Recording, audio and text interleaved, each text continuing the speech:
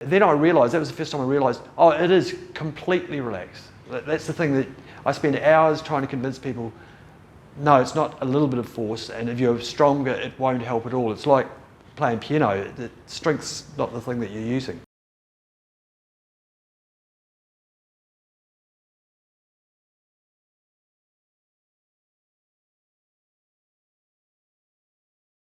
I knew nothing about Wing Chun. It was just a mate of mine was going along to a Wing Chun class, and I'd always liked the idea of being good at a martial art, you know, just basically to impress skills more than anything. So I was in my early 20s when I joined. So it was just chance. I was in a band. The band split up, and at the same time I split up with my girlfriend, so I had lots of time to do things. Started training in 1984. In 1988 I started working for the academy for Jim Fung.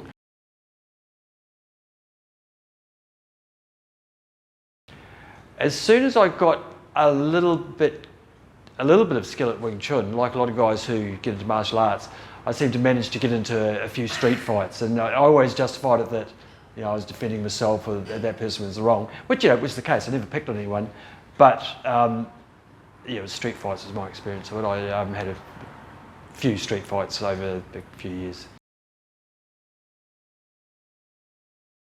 Remarkably well, considering that my skill wasn't that high.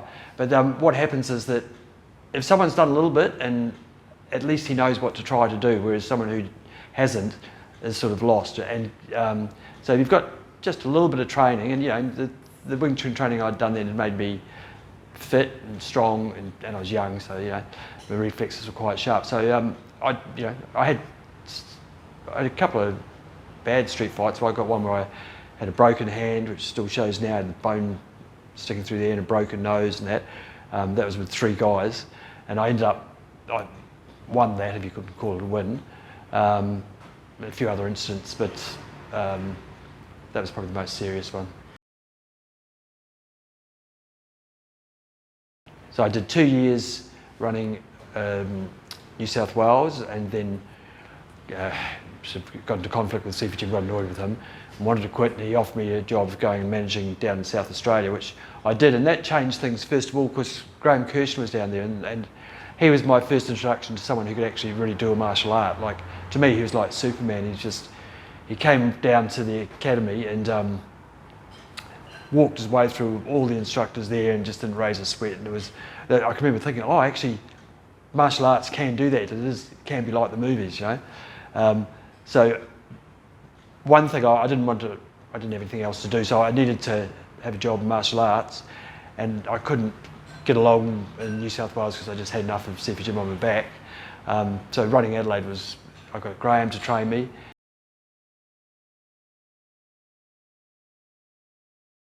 It was still along the line, it was just done more honestly. It was tougher. Graham used to hit a lot. And he took me under his wing, and he gave me, I told him when I went there that I'd come because he was there. And he really took that to heart. So I got private lessons from him 3 times a week, which is quite amazing. You know, I didn't pay for them. Just because I was managing the place, he'd come in and spend an hour with me 3 times a week. And that lifted me up. The difference was that we were still doing the same things, and there wasn't the understanding of chi and everything that I got from Chu Shong Tin, but the training was kind of more honest. It tested you more, and I picked up things I didn't know what I was picking up from rolling with Graham. When you roll with someone a lot, you just start to adopt what they're doing without trying to, and that's the best way, when your subconscious starts to do it, you know.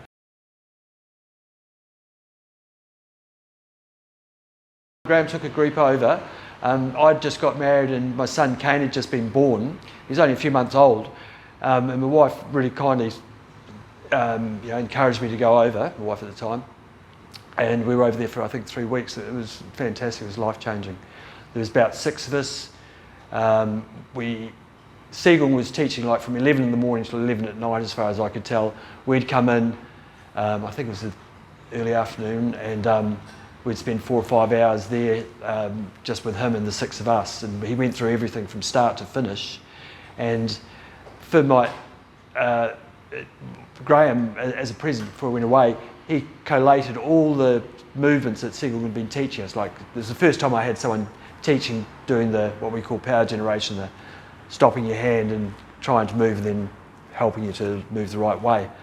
And Graham filmed the whole thing, every single thing, so I had a record of each move in the two forms that I was doing at the time, the Chum Kiu and the Silim Tau. And that was invaluable. It was about 9 hours worth of stuff, and I watched that for hundreds of hours.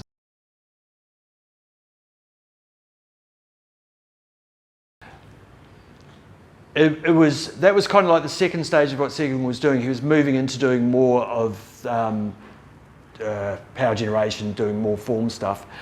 But it was also the last period of when they just used to do lots and lots of Chi Sao. So I got quite good at fighting from doing Chi Sao, not really knowing what was happening, but just picking up the reflexes.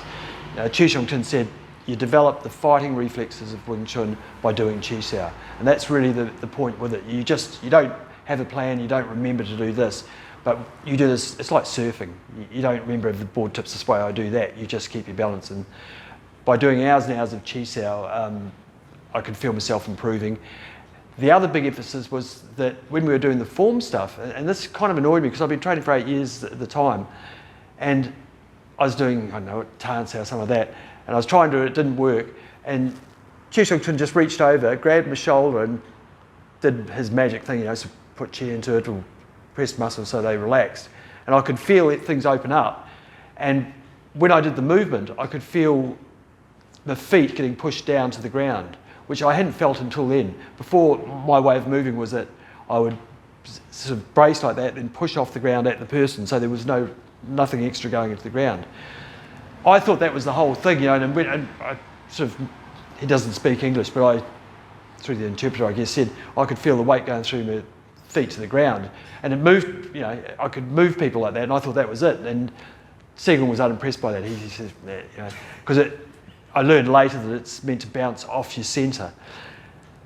But that was a revelation for me, and then I realised, that was the first time I realised, oh, it is completely relaxed. That's the thing that I spend hours trying to convince people, no, it's not a little bit of force, and if you're stronger, it won't help at all. It's like playing piano. The strength's not the thing that you're using.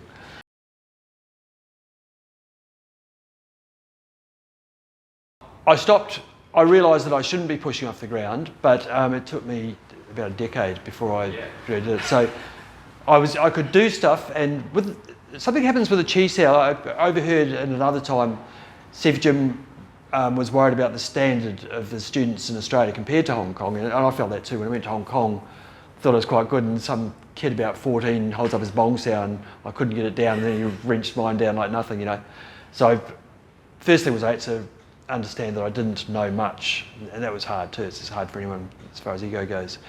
Going back to what I heard Siv Jim and Chu Sheng Tin talking about, was that because he was worried about the standard, Chu Sheng Tin says, well, if they're not getting it, just get them to do hours and hours of Chi Sao, and they'll pick it up without even understanding it. And that happens. It happens with everything, There's lots of people who are really good at Wing Chun who are doing things similar to us, not always, but similar to us, but they don't know what they're doing. They think they're doing something else. So I did hours and hours of Chi Sao where I got so I could fight. The next thing though was understanding that I had to relax. But about a decade after I'd been doing that and thought I could do things, but Chu Sheng Tin was never particularly happy with anything I did. It was, it's okay, And then one day I was doing something, and I don't know, I can't remember what he was telling me, maybe it was a palm strike thing, but instead of feeling that weight on the ground, I felt something just go bang in the centre, as if something had gone and hit me in the centre. And it was a totally new feeling.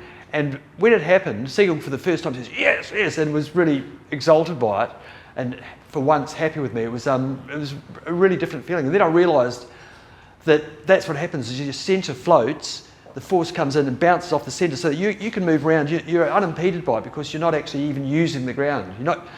When I say people we don't use the ground and we don't push off the ground, I have turkeys say to me, well, physics experts saying, well, you're always pushing off the ground because of gravity and things like that. But we don't levitate, but we don't push off the ground to get power. We make this float. And anything that happens where it's bouncing off the ground is like a subtle spring. The thing to do is try not to push off the ground, and you get power.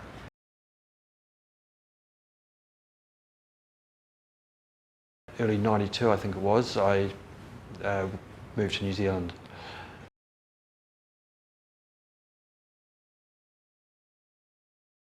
I bundled into a school because there was a Wing Chun school there who was a guy who had done a little bit of Wing Chun under William Chung and then opened a franchise, to just get a school going. But he didn't really know much, but he was really, really good at high kicks. He could, I've never been able to do it, he could hold his foot above his head like that, things like that. And I went into his school and just asked to train, and I asked him if I could just do my own form my way because I'd been doing it for a while, and he was okay with that. And actually got to the point where I was teaching other classes, and then one time he was watching me. He says, "Oh, you're okay, Mark, but there's gaps there. I can get through on you." And because I was arrogant at the time, I said, "Well, I don't think you can really." And he said, "We'll come along on Saturday. We'll do some sparring." And I said, "Okay." And I thought with the kicking, I thought I'd be at sea because I hadn't done much kicking. And the way Wing Chun works is that you counter a kick with a kick, And we trained that in the previous school, but because you're not trying to hurt each other, and I don't know, I found it really awkward. And the way I'd been brought up until I sort of got to Hong Kong was that you try and counter with the appropriate technique, and they'll score you. Lots of schools will do that. If someone does a certain type of kick, then you should counter with a certain type of move and they see that as the skill. But anything defeats anything. And basically, what I learned to do in Hong Kong was that as soon as they move, you start your kick, and then you're on the way, and your reflexes will just deflect the kick if you've done enough of it.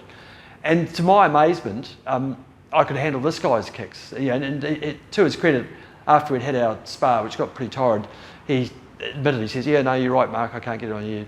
You patted over me," which was, big of him. And it was just a surprise to me. I didn't believe in the kicking side of it, all the counters.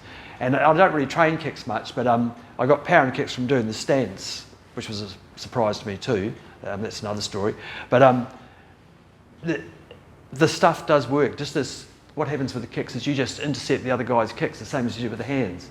I remember Segung saying one time, it's just like if you took someone and turned them upside down, then the arms and legs would work just the same way as what we're doing. It's pretty much like that.